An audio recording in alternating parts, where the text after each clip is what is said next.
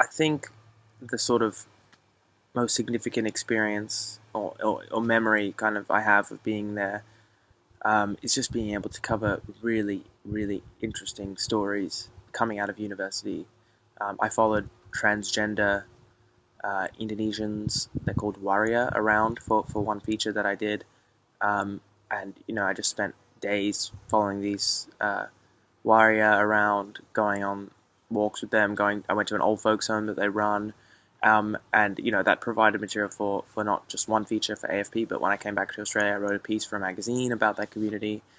So just being able to do things like that, when there was massive flooding when we were there, and we ended up on top of an army truck driving through a big roundabout in the center of the city. I mean, when you're 21, you've just come out of uni, it was really, you know, you felt like you were doing foreign journalism, and it was a really cool experience in that way. And that's kind of memory that I have being young and being able to do that um, straight out of uni.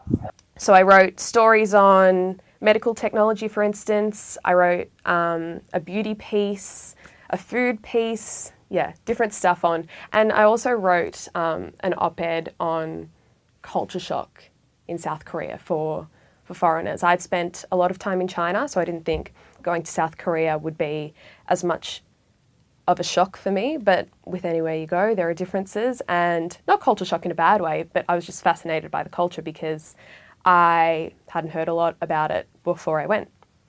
So I wrote an opinion piece on my perceptions of Seoul. I wasn't doing any, crazy interviews or anything like that. Like, I wasn't doing any TV or broadcast. It was all just writing stories, which we learned at the very start of first year. So my standard of writing was definitely up to the standard that they expected.